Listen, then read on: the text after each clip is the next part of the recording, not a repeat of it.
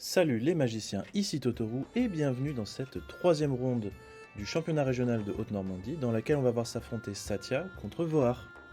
Sans plus attendre, on est parti. On est donc sur un match-up plutôt tempo du côté de Satya contre combo réanimator du côté de Vohar.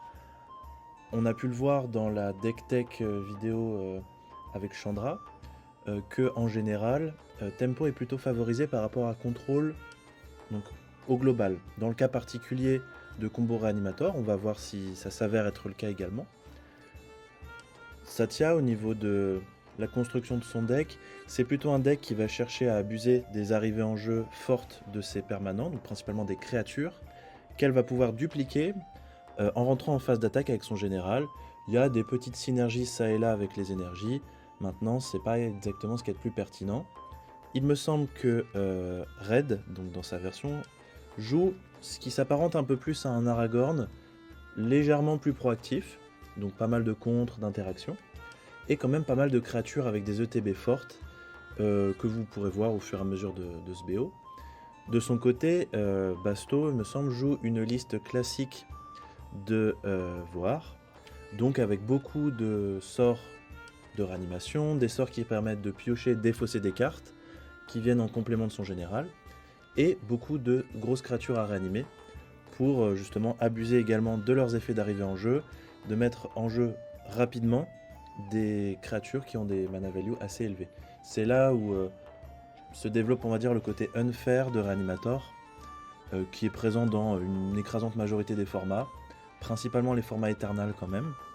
Il me semble que même en standard, là, on a le cas d'un Reanimator, mais qui remonte Omniscience du cimetière, si je dis pas de bêtises.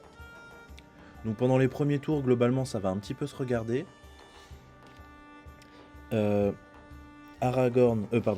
Satya, du coup, va jouer plutôt le rôle défensif, donc être plutôt réactif à ce que Basto va pouvoir proposer.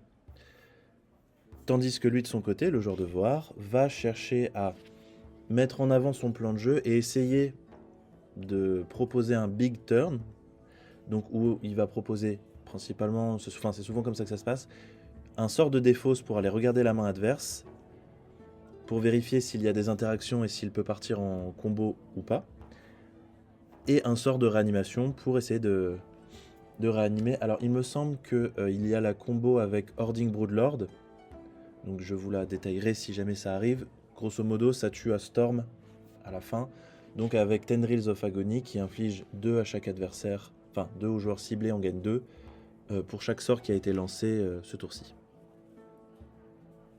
Donc on a une petite créature qui a été jouée par Red. Je sais plus exactement comment il s'appelle, mais c'est une 2-1 vigilance qui met un marqueur stun à une créature à l'ETB. Et on peut payer 2 l'engager pour remélanger cette créature ainsi que celle qui est engagée.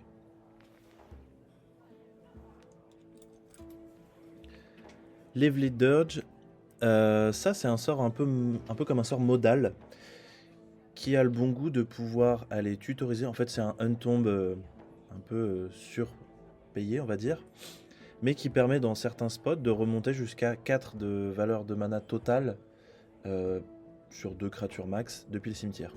Donc ça permet potentiellement de remonter un Vohar qui serait passé par le cimetière, sur un malentendu. Mais surtout là en l'occurrence ça permet de mettre un Hoarding Broodlord, donc là Red doit être très vigilant. Basto commence à assembler ses pions, à les déplacer de sorte à créer une situation où Red n'aura pas suffisamment de réponses, que ce soit en termes de removal. En l'occurrence, il faudrait un sort qui exile le Hoarding Broodlord à l'ETB en réponse au fait qu'il aille tutoriser, ou des sorts qui exilent depuis le cimetière, et évidemment des contres. Donc on va voir si Basto arrive à assembler ce plan de jeu là. En l'occurrence, pour le moment, il y a une très légère pression qui va être exercée par la petite 2-2,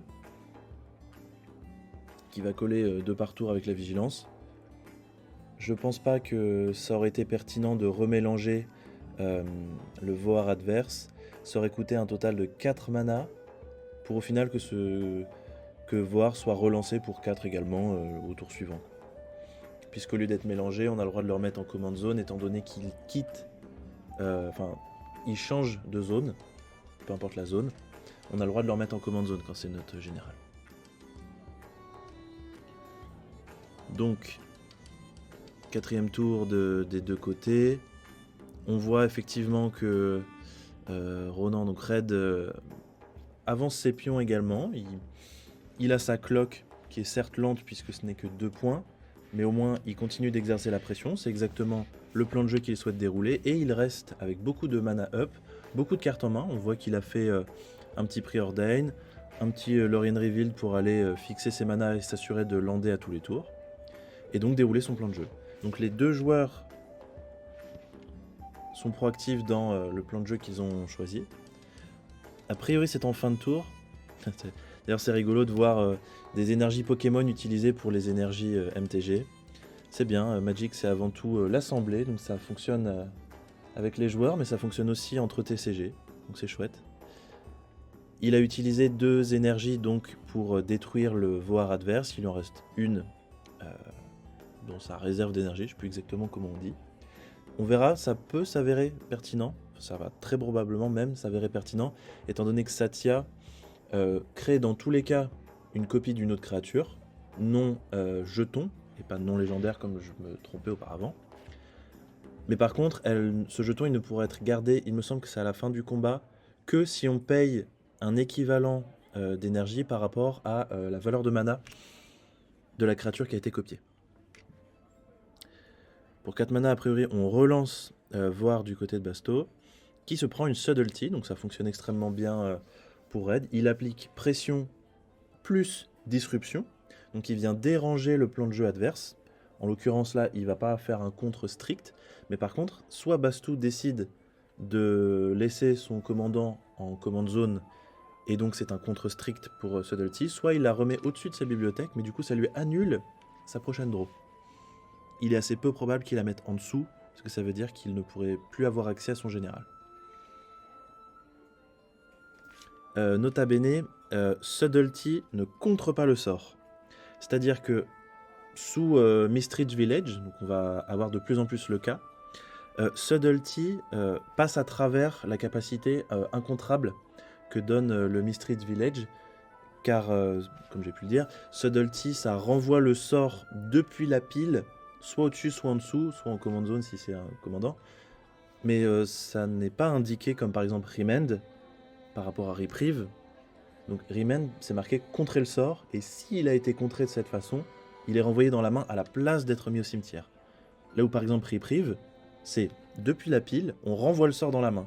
C'est un petit peu comme Sink into Stupor ou Venser quand c'était joué. Donc on va, je pense, potentiellement si Mistridge Village s'impose dans ces miroirs de deck bleu, ou en tout cas de deck interactif qui souhaitent contrer, on va avoir potentiellement un retour de ces sorts qui renvoient directement en main ou au-dessus de la bibliothèque depuis la pile. Ouf, Arena of Glory, ça peut s'avérer très pertinent pour donner célérité à des créatures, typiquement un Pyrogophe, une Fury, voire même une Solitude. Solitude, on a plutôt envie de la jouer en éphémère quand même. Voilà, donc Red continue d'appliquer sa pression. Il a a priori un kill au prochain tour. Il a été smart dans le sens où il n'a pas déployé son général, puisque dans tous les cas, ça ne changeait pas le tour critique, en l'occurrence auquel il aurait pu tuer. Donc là, il n'a pas sur le board le Lethal on board, du coup, je me répète un petit peu. Mais il pourra l'avoir au prochain tour avec Satya, si bien sûr, elle ne se prend pas de removal. Maintenant, on imagine quand même que dans un deck bleu-noir, il peut y avoir quelques removals. Étant donné qu'on est dans un deck quand même réanimateur, je ne suis pas certain qu'il y ait énormément d'interactions, enfin, qui interagissent sur le board, plus d'interactions qui interagissent soit sur la pile, soit sur la main adverse, donc des discards ou des contres.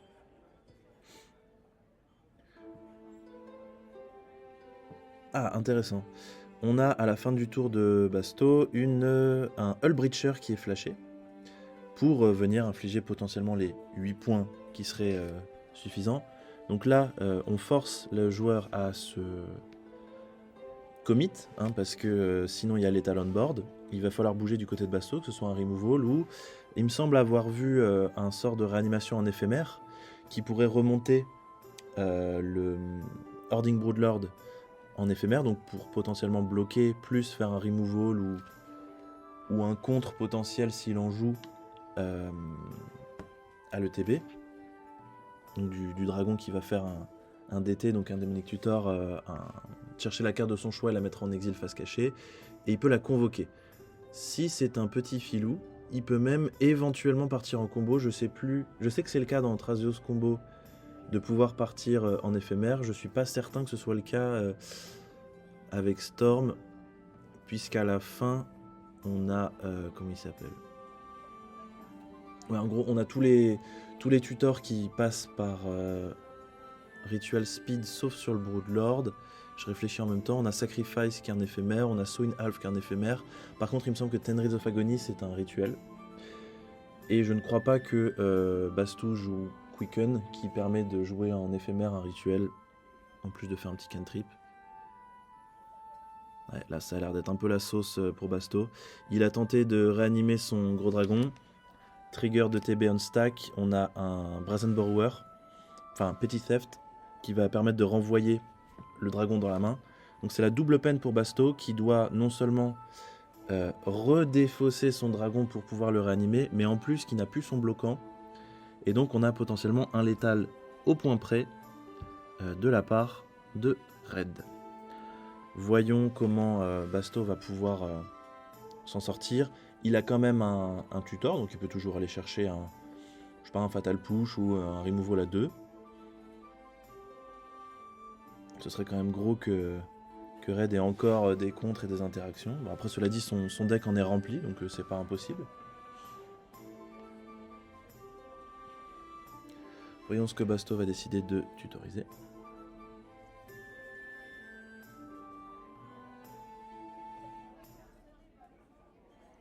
Orcish Bowmasters pour 2, c'est smart parce que ça permet de faire du double bloc. Donc à l'ETB de tuer la petite 2-1 et ensuite de venir double bloc le Orcish Bowmasters. Où ça pue ça. Spell Snare, ah ouais, bah alors là il avait la réponse exacte pour cet Orcish Bowmasters. Bravo à Red qui remporte cette première partie. C'est donc Bastou qui débute la deuxième avec un Careful Study dès le tour 1. Là, il se dit je creuse et en même temps je remplis mon cimetière. Alors certes, Careful Study ça fait du card disadvantage puisqu'on a au final le draw 2 discard 2 ça nous fait pas avancer au nombre de cartes dans notre main, mais par contre on a joué un sort donc on a perdu une carte dans notre main. Cependant ça permet de creuser dans 2 cartes et du coup d'en mettre logiquement 2 dans notre cimetière et donc d'avancer dans notre plan de jeu. Donc à voir si jamais il a déjà un gros sort à défausser. Ou aussi c'est juste pour aller chercher dans un peu plus d'interaction ou autre. Je pense que c'est relativement pertinent d'essayer de partir en combo très rapidement, surtout si sa main lui permet de le faire. Alors ça c'est une Tainted Indulgence, ça draw 2 discard 1 sauf si on a 5 mana value différentes si je dis pas de bêtises.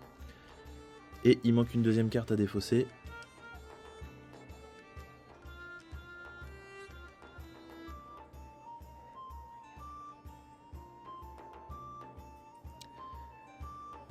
Dance with the Dead, si je dis pas de bêtises, a un sort de réanimation. Donc ça veut dire que Bastou n'a pas trouvé son gros pâté à défausser, ou alors qu'il le garde en main.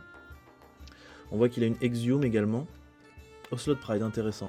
Ocelot Pride qui peut tout à fait solo win la partie, avec sa capacité à swarm le board, donc c'est-à-dire poser de plus en plus de créatures. Bien évidemment, quand il y a un Psychic Frog en face, les rêves de ce petit chaton s'envoient amoindri. Maintenant, il peut tout à fait y avoir une petite guéguerre de board. Est-ce que Bastou désire défausser des cartes ou pas? Sachant que Psychic Frog, c'est un super enabler pour son deck. Parce que non seulement c'est une menace qui peut gagner seul également, mais en plus ça lui permet de... C'est un discard outlet. Et si jamais son adversaire décide de réanimer un sort depuis son cimetière, il peut... Hop, exiler 3 cartes pour donner le vol, on s'en fout. Mais au moins empêcher l'adversaire de lui exiler des cartes, que ce soit sur Ghost Vacuum ou tout autre sort de réanimation en cas de miroir par exemple. Guide of Souls, alors ça on a le combo des drops 1 blanc de MH3 avec Ocelot Pride et Guide of Souls. qui synergisent extrêmement bien tous les deux. Pourquoi? Tout simplement parce qu'il y en a un qui met des créatures et l'autre qui réagit à chaque fois qu'une créature arrive en jeu. Et un Oslo qui est 3-3 vol, c'est strictement pas les mêmes blagues. D'accord, on a une attaque qui est vraiment agressive du côté de Red. Ok, donc le Psychic Frog a bloqué Ocelot Pride et Red en profite pour forcer son adversaire à soit défausser sa main pour aller chercher les 4 d'endurance qui seraient nécessaires pour pouvoir bloquer le tout. Donc il faut qu'il défausse au moins 3 cartes. Là je crois qu'il en a défaussé que 2, si je dis pas de bêtises. Ou non, il en a défaussé... Tic-tac-touc. Si, il en a défaussé 2, alors je sais pas trop laquelle est la carte bleue. L'autre c'est Inquisition de Kozilek. Donc il arrive à 4 d'endurance. Donc il survit à cette bolt. Maintenant, phase d'attribution des blessures, pardon. Il faut défausser une carte supplémentaire.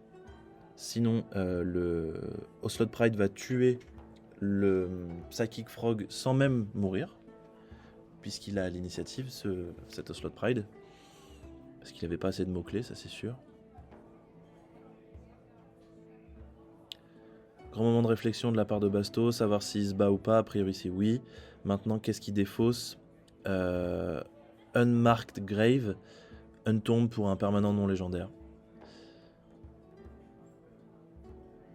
Ouais, donc là, on a un gros Psychic Frog, par contre, on a plus de main. Ce qui est relativement quand même, je dirais, à l'avantage de Red, qui joue quand même une certaine quantité de removal. Alors les removal rouges vont maintenant plus trop affecter le Psychic Frog. Néanmoins, tous les blancs qui vont être à sa disposition vont pouvoir l'exiler. Et si c'est le cas, ça va être vraiment dévastateur. Même juste un bounce en fait. Parce que ça veut dire que Bastou va avoir va avoir dépensé beaucoup de ressources pour au final ne pas être rétribué à la hauteur de son effort, on va dire. Alors ça c'est le nouveau terrain. Ah non, c'est peut-être le Painland, je sais pas. J'ai pas retenu toutes les illus en full art. Bon bah puisqu'on est sur des échanges de phase d'attaque, il faut admettre quand même que Psychic Frog c'est quand même vachement plus puissant quand ça attaque que Guide of Souls. On a donc un Baby Tef en format oiseau de la mort qui tue. Et en réponse évidemment avant la résolution du Teferi, parce que sinon l'adversaire ne pourra plus lancer de sort qu'en rituel, il y a un Sauron's Ransom qui est joué, donc c'est une sorte de Factor Fiction mais où on fait 2 piles. Nota bene, le ring qui tente rend imbloquable par des créatures de force supérieure le porteur de l'anneau, donc en l'occurrence très probablement le Psychic Frog. Ça pourra s'avérer pertinent de pouvoir ne pas être obligé de donner le vol au Psychic Frog pour le rendre imbloquable si jamais comment il s'appelle Guide of Souls venait à prendre 2 marqueurs +1/+1 sur sa propre capacité. Bon, en l'occurrence ce n'est pas le cas, puisque il y a un -3 de Baby Tef qui est proposé. C'est tout à fait pertinent parce que si jamais on ne faisait pas ça, le Psychic Frog allait récupérer le vol et allait infliger au moins 5, je pense, au Tef. Donc en termes de tempo, la partie se déroule à merveille du côté de Red. Basto arrive quand même à déployer pas mal de... Enfin, mettre en place pas mal de sorts dans son cimetière. Par contre, je pense qu'il a touché exclusivement la partie sort de réanimation de sa bibliothèque, de son jeu, et par contre pas trop de sorts à réanimer. Ça s'avère, je pense, assez problématique. Il me semble qu'il a toujours une Exium en main. D'accord, donc pour 2 générales plus Psychic Frog. Effectivement, un Vohar avec lequel il n'y aurait plus le mal d'invocation va lui permettre de creuser pour aller chercher justement ce... Moi j'appelle ça des tons, mais alors c'est des grosses créatures à réanimer. Aller chercher son ton pour pouvoir le réanimer justement. Dans tous les cas, il n'y aura pas d'interaction surprise, ou alors très peu du côté de Basto, parce que Red a quand même ce Tef qui est on board. On peut éventuellement avoir un Otawara, si je dis pas de bêtises, le terrain qu'on peut channel en bleu depuis notre main pour bouncer un permanent. Je crois qu'il n'y a pas les Planeswalkers dans l'équation. Je sais plus exactement, faudrait que je vérifie. Je crois que c'est éphémère rituel, créature. Non, n'importe quoi. Artefact, enchantement et créature. Que ça renvoie en main. Je crois que ça renvoie pas les Planeswalkers. Bon. J'ai un petit doute, j'ai pas envie de dire de bêtises. Cette fois-ci, le Frog a terminé le job donc en détruisant le Teferi 3. En fin de tour... Ah non, donc, pardon. En réponse au trigger de pioche du Psychic Frog, il y a un Hullbreacher qui a été joué.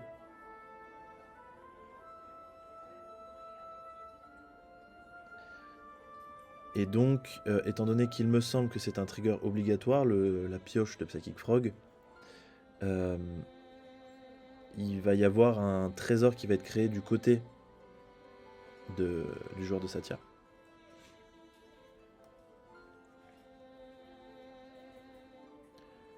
Je ne sais pas si le joueur de voir est en train de réfléchir à est-ce qu'il défausse des cartes avant de...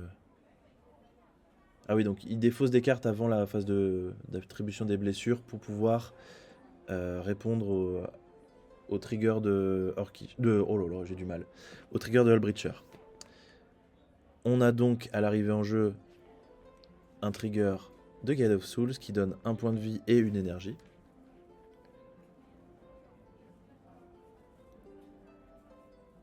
Ah, a priori, on a la capa de voir qui, pour 2, on le sacrifie, on donne flashback un éphémère rituel.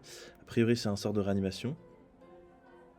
J'ai pas bien vu s'il avait une créature dans son cimetière, je crois pas, non? Pour 2. Ah non, c'est Unmarked Grave. Donc effectivement, il va forcer un petit peu le play. Hoarding Broodlord, naturellement, c'est un des meilleurs hits à toucher sur Voar. D'ailleurs, il me semble que, petit big up à lui s'il passe par là, Quentin Delafosse a également fait une vidéo sur Voar, une vidéo deck tech, que je vous invite à consulter par la suite. Franchement, c'est du contenu très pertinent qui devrait vous aider à mieux comprendre ce deck s'il vous intéresse. Et même si jamais vous ne souhaitez pas le jouer, ça peut être intéressant d'avoir les informations pour l'affronter si jamais vous faites un petit peu de tournoi. Bon. On reprend. Ça shuffle, ça shuffle. Naturellement, ça présente le deck à l'adversaire pour, voilà, pour montrer patte blanche que tout le monde a bien mélangé et que les decks ont bien été randomisés. À voir si jamais Bastou réussit à réanimer son Hoarding Broodlord.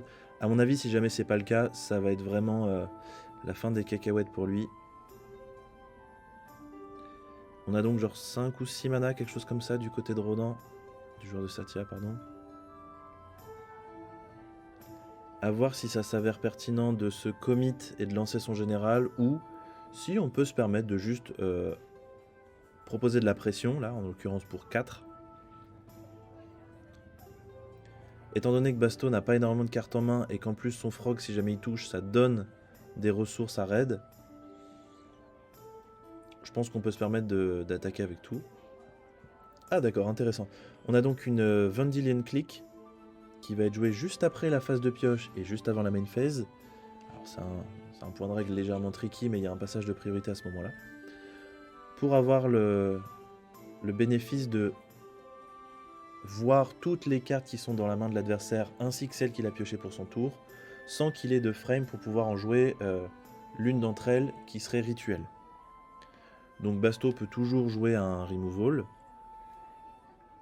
En l'occurrence, j'ai pas bien vu s'il en avait joué un.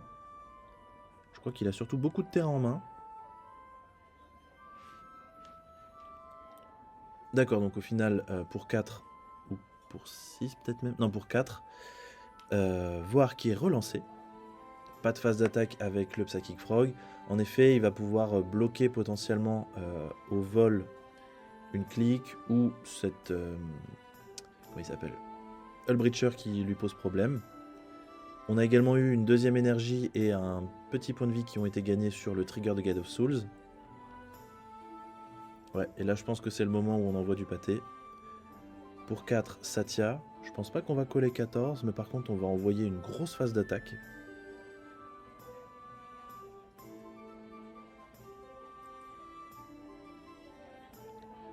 Alors, donc déjà à l'ETB, on a également un petit point de vie qui a été ajouté et une énergie. Ensuite, sur la phase d'attaque, il va falloir décider. Il y a plusieurs triggers qui rentrent en pile. Étant donné qu'il y a 3 énergies, on peut en utiliser pour donner plus 2 et vol à une créature, la transformer en ange, mais whatever. Et faire un trigger de copie de Satya, donc récupérer 2 énergies supplémentaires, 3 au total. Ah oui, donc c'est vraiment énervé là. Donc en fait, il va rester au total à 3 énergies si jamais il active sa kappa. Je sais pas si tu préfères avoir un deuxième Hullbreacher ou une deuxième clique. Je pense que ça se joue entre les deux. Sachant que Basto n'a qu'un bloquant avec le vol, je serais peut-être même d'avis de mettre 2 marqueurs sur Hullbreacher. Parce que dans tous les cas, il va pas bloquer Satya en double bloc, sinon il va se prendre un parpaing à genre 10. Et en plus, ne pas tuer Satya parce qu'il n'y a pas 5 de force en face. Donc je donnerai pas vol à Satya. D'accord, donc les 2 marqueurs, c'est sur la Vendilion Click. Ok, intéressant. Et ensuite, est-ce qu'il y a une copie? Ou alors peut-être c'est qu'il y a 2 copies de Vendilion Click. Donc, avant la phase d'attribution des bloquants, j'ai pas vu laquelle il avait copié. Ah, c'est la petite sleeve rouge. Donc a priori, il y a 2 Hullbreacher.